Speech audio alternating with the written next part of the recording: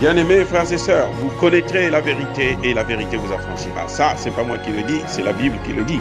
Mais moi, je vous dis bien, vous connaîtrez la vérité historique, notamment celle de vos ancêtres kémites, et vous aurez une vision globale de ce que c'est que la vraie souveraineté politique. J'ajoute, vous reviendrez à la spiritualité africaine ancestrale et vous comprendrez les enjeux de l'indépendance économique. Et pour terminer, vous accepterez votre identité culturelle kémite et vous obtiendrez deux choses. La première, c'est la paix. La seconde, c'est le développement, à une condition. L'unité de toute l'Afrique noire, l'unité de tous les Noirs du monde entier. Otep à tous, bienvenue sur la chaîne des panafricanistes par essence, par conviction et par excellence. Celle des citoyens kémites par nécessité et obligation de combat. Nous sommes une chaîne qui n'est guidée que par nos ancêtres et rien que par les ancêtres qui appartiennent à l'égrégore du monde noir. Par conséquent, nous ne croyons en aucun Dieu venu de l'étranger. Toutefois, cette vidéo n'est aucunement destinée à inciter à la haine ou à la violence, car nous menons un combat qui est d'abord et avant tout spirituel, intellectuel et démocratique. Ensuite, il est politique, géopolitique et géostratégique, contre l'impérialisme, le colonialisme, le néocolonialisme et l'endocoloniat, qui sont tous qualifiés de crimes contre l'humanité. Nous menons ce combat sur la base du principe fondamental que nous avons hérité de nos ancêtres kémites, qui est celui de la Mahat, c'est-à-dire solidarité, vérité et justice. Vous êtes donc en droit de connaître la vérité, et nous avons l'obligation de vous dire la vérité, rien que la vérité, afin que justice soit rendue au continent africain. Et ça, c'est notre modeste contribution dans cette noble lutte en faveur de la souveraineté, la dignité, la solidarité et l'unité africaine. C'est exactement ça que nous appelons le panafricanisme. Bien-aimés frères et sœurs, nous allons vous parler de la loi Chiana au Congo démocratique, une loi qui est déposée au Parlement en discussion. Elle n'a pas encore été débattue, certes, mais c'est une loi qui devrait être débattue si le président Tshisekedi trouve nécessaire, juge nécessaire de le faire, parce qu'il s'est déjà opposé, il suit la politique occidentale pour dire que ce n'est pas une bonne loi, il émet des réserves, ainsi de suite. Cette loi dit quoi? Cette loi dit que pour être candidat à l'élection présidentielle au Congo, il faut être de père et de mère congolais. Eh oui, beaucoup de gens critiquent ça, ils disent que c'est une loi raciste, c'est une loi discriminatoire. Ces gens qui en parlent, c'est comme s'ils n'ont jamais voyagé. Je crois que, c'est-à-dire qu'ils ne devraient même pas avoir un débat là-dessus. On se dit, Tshisekedi a été élu, on dit que le Congo c'est un pays démocratique. D'ailleurs, ça s'appelle République démocratique du Congo. Donc en démocratie, lorsqu'un peuple s'engage dans une voie, personne, je dis bien personne, même pas les États-Unis d'Amérique, n'ont le droit de changer la politique que veut ce pays. Parce qu'on dit le pouvoir en démocratie, c'est ça, le pouvoir du peuple. Et l'Organisation des Nations Unies parle du respect de la volonté d'un État souverain, d'un peuple souverain. Puisqu'en démocratie, la souveraineté appartient au peuple. Il peut l'exercer soit directement ou soit par l'intermédiaire de ses représentants. Un sénateur dit qu'il dépose une loi, c'est maintenant au Sénat de discuter. Le président de la République n'a pas le droit d'en parler. Écoutez-moi bien. Le président de la République n'a pas le droit d'en parler. Parce que le président de la République, c'est un autre pouvoir, c'est l'exécutif. Il ne s'occupe pas du législatif. Ce n'est pas lui qui a introduit cette loi. Donc lui, il devrait dire, c'est pas moi. Si le peuple veut de ça, moi je ne peux pas faire autrement. Auquel cas, c'est un dictateur. Maintenant, il y a des gens qui disent que ce n'est pas normal. Vous voyez, ceux qui le disent, ce sont ceux qui veulent voir, comme aujourd'hui, dans un pays africain, un Chinois risque de passer d'être président de la République. Alors qu'aucun Africain ne peut être ne serait-ce que membre du Parti communiste chinois. Vous savez, là, le principe de réciprocité, c'est valable partout. Je veux vous rappeler qu'ici, aux États-Unis, si vous êtes la première génération, vous ne pouvez pas être élu, être même candidat à la présidence de la République. Personne n'en parle. Pourquoi vous n'êtes pas venu demander aux États-Unis de changer ça? Et pourquoi les États-Unis, eux, ils peuvent se permettre de venir nous donner des ordres? Que non, cette loi-là, elle n'est pas bonne, il ne faut pas la faire passer, il faut la changer, il faut ceci, il faut cela. Et c'est ça qui entraîne des problèmes. Chaque fois qu'un étranger prend le pouvoir dans un autre pays, cet étranger-là viendra en général pour servir ses propres intérêts. Imaginez que ce Chinois puisse remporter l'élection. Imaginez. Mais il va offrir tous les marchés aux Chinois. Et il va faire venir une masse de Chinois qui vont envahir le pays. Et le pays ne deviendra plus africain, les gars. Mais, attendez, les Africains n'ont pas peur de voir ce qui s'est passé en Égypte, en Libye. Eh oui, l'Égypte, là, il n'y avait que des Noirs. Les pyramides, là, c'est l'œuvre des Noirs. Vous savez, les Égyptiens, aujourd'hui, vous disent que non, ce n'est pas des Noirs. C'est les Arabes qui ont construit ça, avec les Blancs. Il y a des grands historiens, des docteurs qui ont fait des hautes études et tout, qui affirment ça. Et ils sont conscients que c'est le mensonge. Hein. C'est pas qu'ils ne sont pas conscients. Ils sont bien conscients que c'est le mensonge. Que c'est l'œuvre des Noirs. Le Sphinx, là, que vous voyez là, le plus vaste, le plus grand monument de ce monde. Quand vous le voyez, il a un nez qui ressemble au mien. La partie qui avait été cassée là, c'est Napoléon qui avait fait le travail.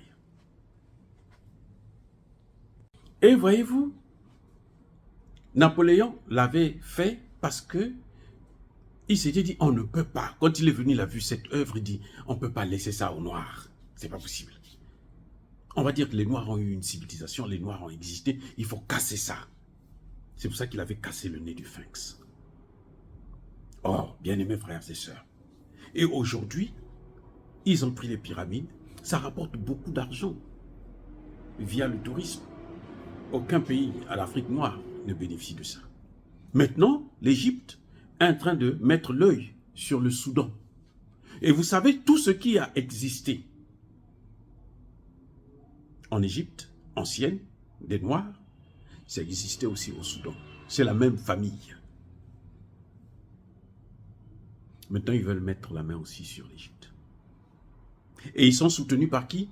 Par les Américains, par les Occidentaux, par tous les pays de l'OTAN. Donc, voyez-vous, nos pays doivent prendre leurs responsabilités. On ne dit pas que les étrangers ne doivent pas venir chez nous, on ne doit pas recevoir des étrangers, mais il faut mettre des limites, des barricades. En ce moment, vous voyez, ce Chinois-là, qui est en train de, je crois que c'est au Lesotho, qui est candidat à la présidentielle au Lesotho, sa force, c'est quoi? C'est qu'il a l'argent. C'est qu'il a investi, il a des entreprises. Mais pourquoi nous, on n'investit pas? Vous pensez que les Africains ne peuvent pas faire le business? Non. On peut faire le business. Mais on nous empêche de faire le business. Tout est fait pour que nous ne puissions pas faire le business. Vous vous souvenez, Helmut Kohl l'a dit. La Chine nous a surpris, mais heureusement que nous avons l'Afrique qui continue toujours à être demandeur. Donc on va maintenir l'Afrique dans ce statu quo de pays, de continent sous-développé qui sera formé que de consommateurs. Nous partons sur des voies inégales. Quand on fait la course, là, vous devez être tous sur la même ligne de départ. Il n'y en a pas un qui va être à 5 mètres, un autre à 10 mètres, et puis un autre à 15 mètres, à 20 mètres, ainsi de suite. Et puis on dit que vous êtes en train de faire une course normale. Non, ce n'est pas une course. Les Occidentaux ont pris le dessus depuis qu'ils nous ont pris en esclavage, qu'ils nous ont colonisés. Ils ont pris le dessus, ils ont mis les Arabes à côté d'eux. Ils soutiennent les Arabes. Regardez dans tout Boko Haram, l'État islamique, tout ça, c'est dans les pays arabes que ça vient. Ça vient des pays arabes. L'Arabie Saoudite, le Qatar et autres. Ils sont soutenus par les Occidentaux. Parce que les Occidentaux veulent faire disparaître la race noire, toute la civilisation noire. C'est pour ça qu'ils nous imposent même des lois. Donc, eux, ils envisagent d'avoir un Rwandais au pouvoir, ou un Ougandais au pouvoir, un étranger, ou même un Blanc, un Français, un Américain, un Belge. Parce que ce qu'ils ont fait depuis, ça ne suffit plus. Maintenant, ils veulent nous recoloniser, ils veulent reprendre, pire que la colonisation. C'est pour ça que vous voyez qu'ils installent des bases militaires partout en Afrique. Et comme nous avons des dirigeants tordus, comme le président Tshisekedi au Congo démocratique, qui sont incompétents, qui ne sont pas capables de taper du poing sur la table, eh bien, il faut s'attendre à ce que, si on ne fait pas, on ne met pas des barricades, si les députés ne prennent pas leur courage à deux mains, qu'on puisse être encore envahi.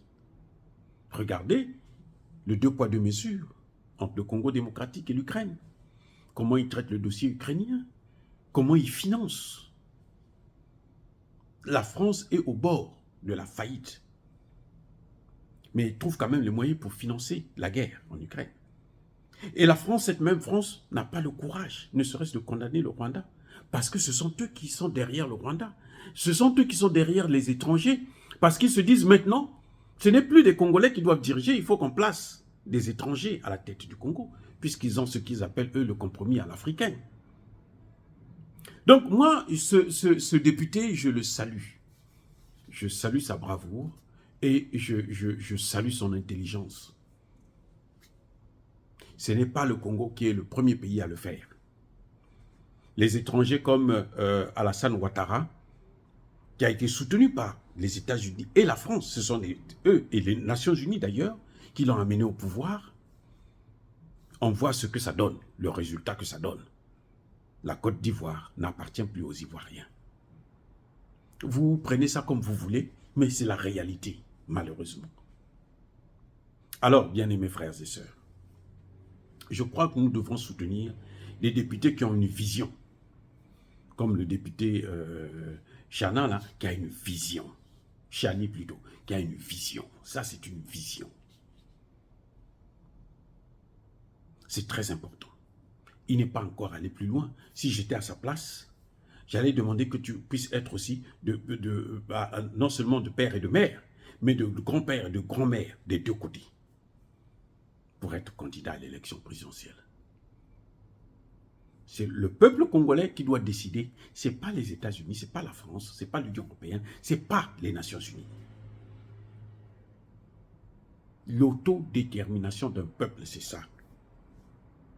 Nous sommes allés dans leurs écoles, c'est le droit qu'eux, ils nous ont appris, eux qui soi-disant sont civilisés, et eux, ils ne sont pas capables de respecter même les règles qu'eux-mêmes, ils ont établies.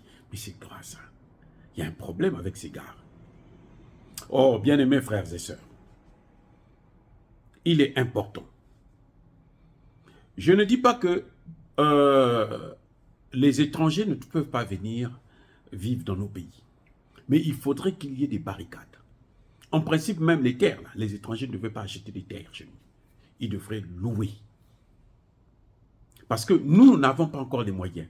Ce sont eux qui ont les moyens et ils viennent, ils achètent. Et quand nous aurons les moyens, on ne va pas acheter encore chez eux ce qui nous appartient. Et c'est les mêmes gens. Vous voyez ce qui se passe au Zimbabwe? Le Zimbabwe, là, Mugabe a été décrié, traîné dans la boue, par tout le monde, y compris par les Africains, parce qu'ils voulaient seulement récupérer ce qui appartenait aux Zimbabwéens pour le leur remettre. Ce qui avait été volé par des Anglais. Vous voyez, en Afrique du Sud, il y a des villes où un noir n'a pas le droit d'y rentrer. On est en Afrique du Sud, c'est chez nous. Mais un noir n'a pas le droit d'y rentrer. Ça, nous ne devons pas tolérer ce genre de choses-là. Ils n'ont qu'à aller faire la politique chez eux-mêmes. Qu'ils nous laissent notre Afrique. S'ils pensent que c'est avec leurs investissements qu'ils vont nous acheter, qu'ils vont acheter nos terres, nos cœurs, nos pays, ils n'ont qu'à rester avec leurs investissements chez eux. On ne leur demande pas de venir. L'Afrique a vécu plus de 300 000 ans sans les autres. Elle était seule. Elle n'était pas partie envahir les pays et puis coloniser les pays, non. Ou mettre la main sur les ressources naturelles. Le Congo appartient aux Congolais. Et ce sont les Congolais qui doivent gouverner le Congo. Que ce soit bien ou que ce soit mal, ce n'est pas le problème des Occidentaux. C'est ça qu'on appelle la non-ingérence dans les affaires intérieures d'un État souverain. Oh, bien-aimés frères et sœurs, encore une fois, soyez bénis, abondamment bénis par le Dieu des Kémites et par nos ancêtres angélisés. Mais que tous ceux qui persécutent le continent africain le pillent et le déstabilisent, qu'ils soient blancs, noirs, chinois, arabes ou qui que ce soit, qu'ils soient punis, maudits, foudroyés, neutralisés, écrasés, effacés par ce Dieu des Kémites et par nos ancêtres angélisés. Vive l'Afrique éternelle, j'ai dit et j'assume.